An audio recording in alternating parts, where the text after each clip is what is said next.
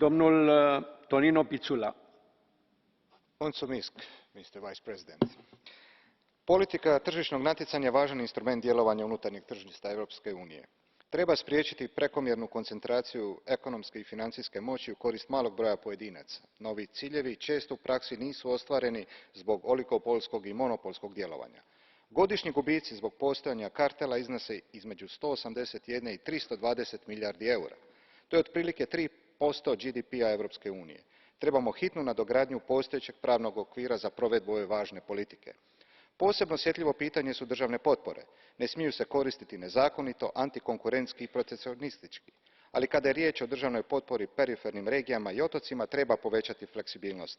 Pozdravljam odluku da se socijalna pomoć za prijevoz stanovnika iz udaljenih regija uključi u uredbu o općem skupnom izuzeću.